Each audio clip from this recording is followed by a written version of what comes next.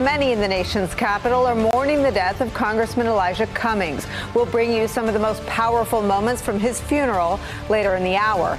Many in Washington today also reacting with alarm to last night's report in the New York Times that Attorney General William Barr has opened a criminal phase of his investigation into his own department's investigation into Russian meddling. It's a move that two former national security officials tell me today is deeply suspicious in terms of timing, and on its face, deeply suspect in that it seems to lack any predicate. But we start with the president's impeachment investigation that many suspect the president and his allies hope to distract us from with that leak of a criminal probe. NBC News today reporting on a possible bombshell in the impeachment investigation. For the first time in this country's history, a president's own national security advisor could be a witness in the impeachment investigation into him. NBC News reporting former National Security Advisor John Bolton's lawyers have been in contact with committee officials amid reports of ongoing negotiations about a date for a closed-door deposition.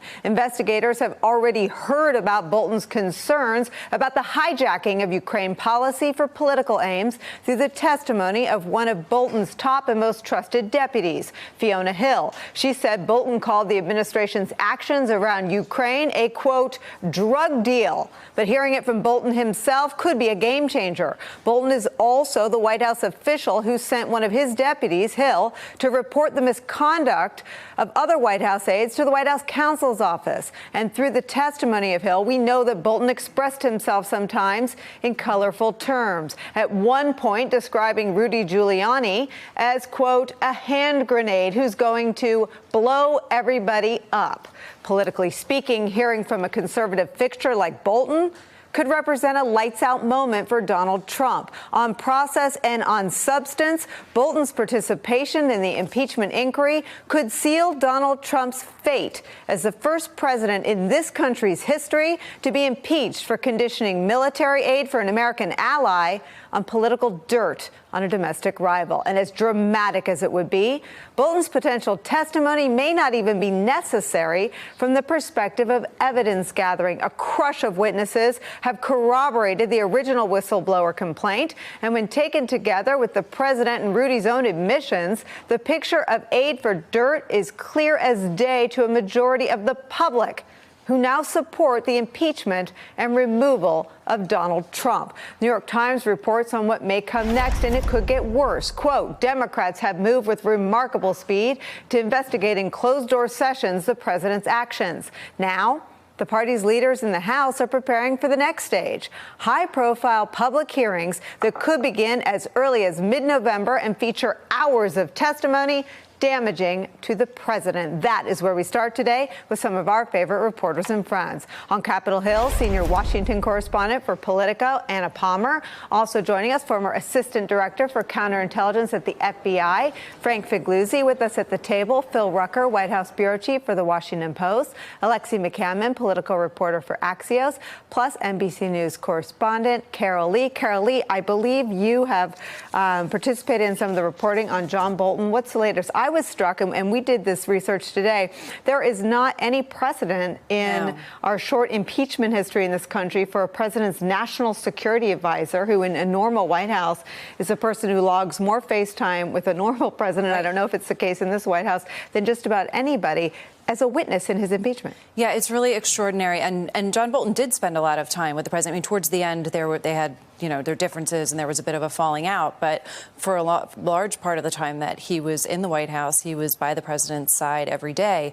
And it would be remarkable if he does indeed testify. And all suggestions are that he will. I think one of the questions is whether he would want to do that publicly or do it privately or both. But any public appearance by him would be potentially devastating to President Trump. At the same time, he's still a Republican. It's not like he's going to be a Michael Cohen and in turn and run into Democrats' arms. But it's so he's, so it's a dangerous thing for the president. At the same time, he's not the kind of witness that's going to just, do everything that the Democrats want a witness to do in this instance. That would seem to be, though, what makes him the most dangerous witness. I mean, he's not going to be on Capitol Hill as any sort, no even fantasy from this White House could depict him as any sort of deep state actor. He's a conservative's conservative. And what would be a real spectacle would be to watch Fox News cover John Bolton's testimony in impeachment inquiry.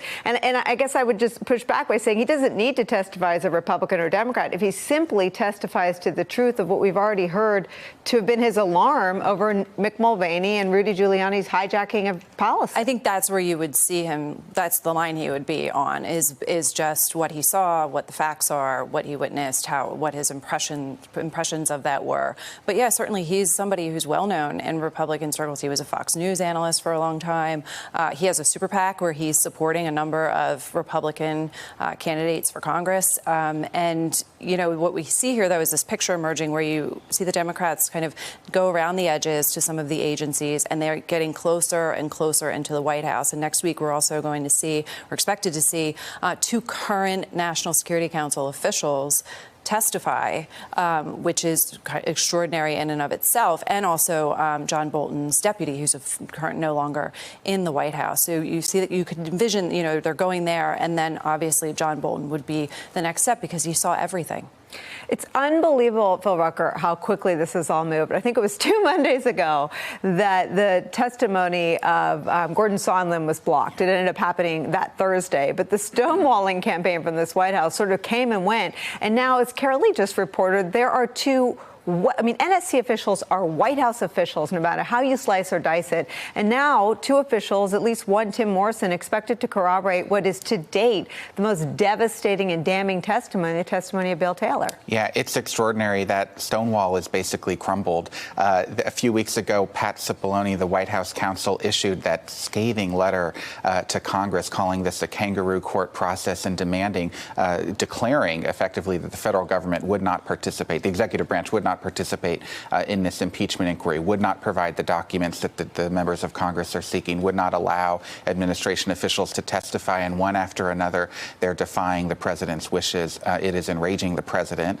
but it also makes people around the president fearful for what these people will say. They can't be easily discredited as former officials or people with an axe to grind. They're currently serving in the government in the National Security Council, as these two officials are. And Bolton, just to underscore Carol's point, is such a critical piece of testimony if he were to come forward, because in addition to everything you guys talked about, he's also a master of the bureaucracy. He's been in the bureaucracy through so many administrations. He knows all the levers of power. He knows how to basically provide a roadmap to the impeachment investigators about how the bureaucratic system under the Trump administration works and how these decisions are supposed to be made and how they were made in improper ways. There's something interesting about Bolton, too, in that he obliterates, he annihilates any attempt from, you know, the I don't know what to call them other than sort of the pocket protector brigade.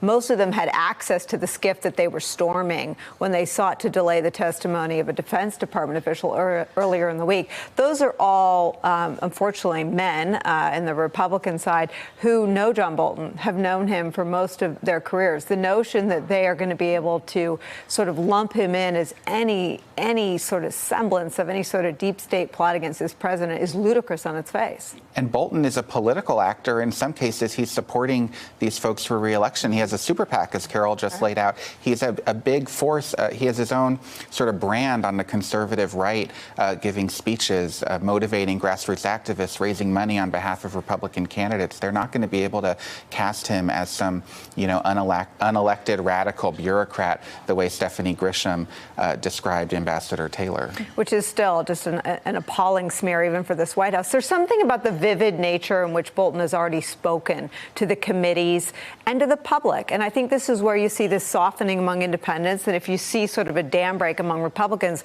it'll have to do with descriptions like Rudy Giuliani as a hand grenade. That's exactly right. And I think that we're seeing, whether it's these national security officials or John Bolton himself coming forward, it reflects a sense that these folks feel they have an almost constitutional duty to expose these things. And it eats away at the narrative that a lot of House Republicans and Senate Republicans are trying to build, that this is a political witch hunt. This is just a partisan charade, whether they're storming the SCIF like yesterday or demanding to hear more from the whistleblower to cross-examine that individual. That's what's interesting. If these Republicans who are placing so much weight and clout on this whistleblower because they want to drag that person through the mud and paint them as someone who doesn't know what they're talking about and make them discredited or, you know, not credible, if they're not placing that same sort of value on someone like John Bolton or the national security officials who have firsthand knowledge of what's actually going on, then that calls into question the entire sort of way in which Republicans are approaching this thing and almost making it more of a political witch hunt than they think Democrats are doing. That's an interesting point. Anna Palmer, Tim Morrison, as we've been talking about here, the next official expected to appear on Capitol Hill and corroborate what is to date, I believe, the most devastating testimony delivered, the most direct link both to the president and the quid pro quo of military aid for political dirt on the Bidens.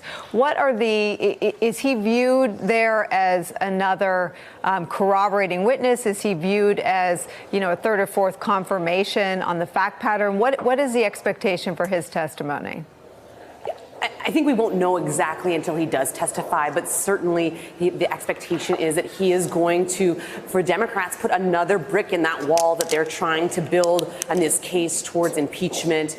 Very serious person, has been on these issues for a really long time. I think it gets harder and harder for Republicans to try to say that these are kind of deep state actors. I think what is going to happen, though, is truly going to be the next real phase, I think, for Capitol Hill, where it shifts, is when it goes to the public sphere. I think even if you have John Bolton and others testifying behind closed doors, Republicans are going to stay on their same talking points about that. But as soon as it becomes public, that's when it becomes kind of, it's going to be very interesting to see how Republicans can try to pivot on this. And Frank Figliuzzi on after John Bolton testifies, if it happens to be in public. Here's some of what he witnessed and some of what I assume he'd be asked about in private or public. This is from the New York Times report. Sondland, the EU ambassador, got agitated and let out that there was an agreement with Mulvaney that there would be a meeting if Ukraine opened up the investigations the White House was seeking. Mr. Bolton immediately ended the meeting. As the group moved toward the door, Sondland said he wanted them to come down to the wardroom next to the White House mess to discuss next steps. Bolton pulled Ms. Hill aside to instruct her to go to the wardroom and report to him what they talked about. He subsequently sent her, Frank, to the White House counsel's office. I mean, this is the part where it becomes almost cinematic in the drama that Bolton could describe inside the West Wing.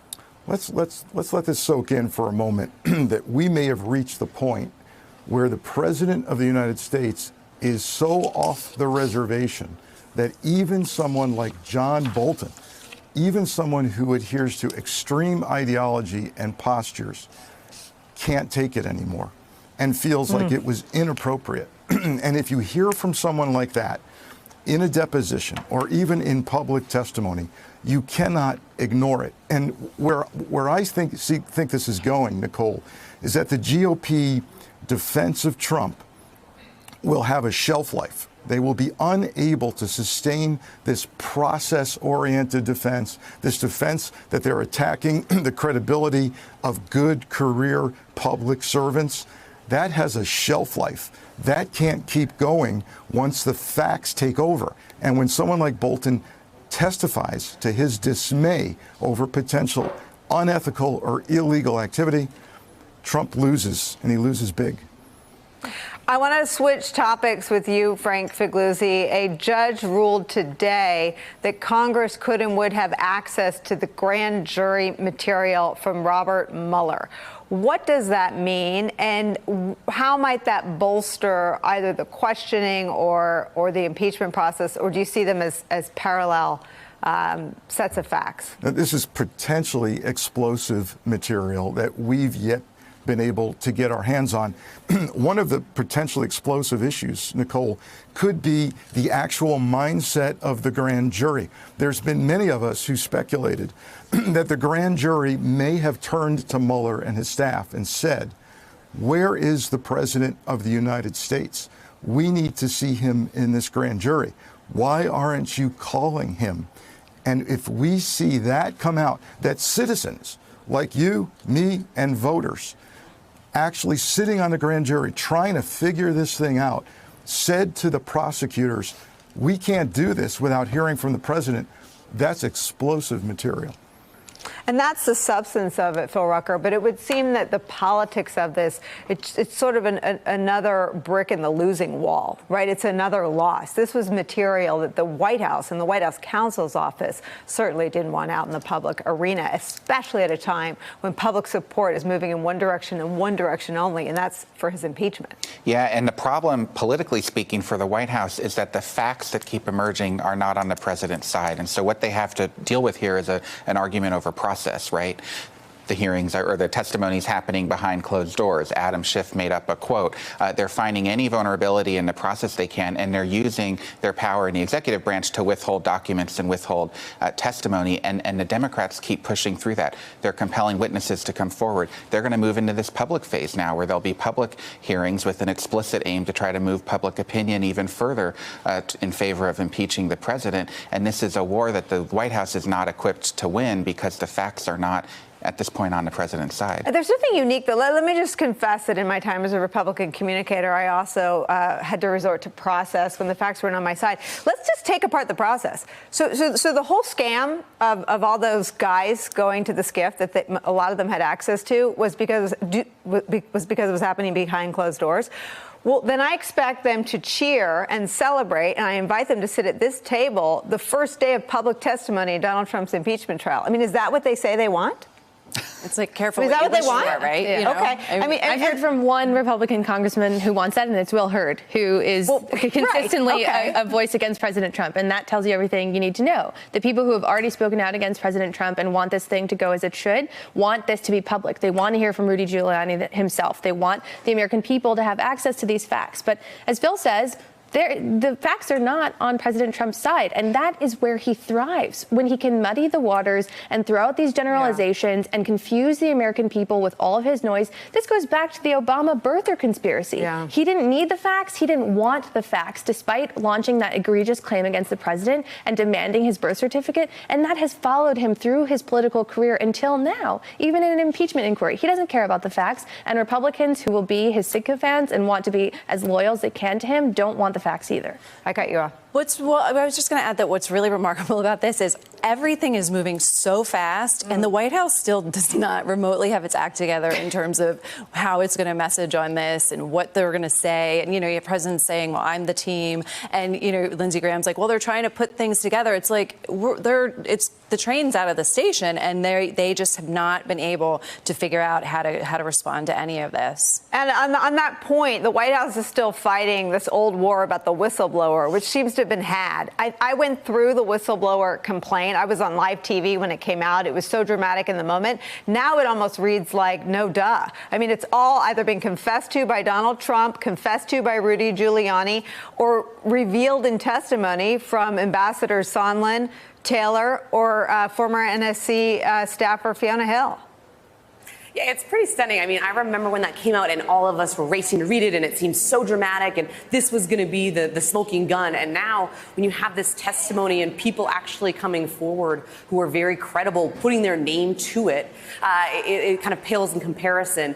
But I think what's pretty crazy is just how this White House has not moved faster. They are still, as you said, kind of fighting this whistleblower complaint when they aren't kind of up to speed. They don't have a war room. You know, when you think about what happened around Brett Kavanaugh and the Supreme Court fight, they had, 100 of people, and they had surrogates, and they had talking points, and they were just so much more adept at fighting this. And it really feels as though everything is coming from the president, and he's not relying on any staff, or nobody's been able to have the ability to say, listen, we do actually need a rapid response team. We do need to have more than just you on Twitter or you going in front of the mics on the way to the airplane responding to what's happening in real time. Well, Anna, let me just press you on that. What would they respond to? I mean, how do you respond to yourself? Everyone testifying against the president was part of the president's staff who watched the president and Rudy Giuliani hijack foreign policy for political aims. I mean, what would the response even look like? I mean, I'm not an advisor to the president, but I do think that you have Republicans who are willing to go out on television, whether it's Lindsey Graham or Matt Gaetz, and they just don't feel, they feel like they're still kind of fighting the fight of a week ago instead of whatever the messaging points that they want to get across. And they're going to be moving into this public phase. So process has been where they're at. But what's going to happen once this process is in public view? Because we have not seen an argument yet about how this is unfair to the president once they actually do have hearings. And important to just always add that not a single person inside this White House or aligned with the president has disputed a single fact as detailed in the whistleblower complaint or as detailed by any of the diplomats who have testified.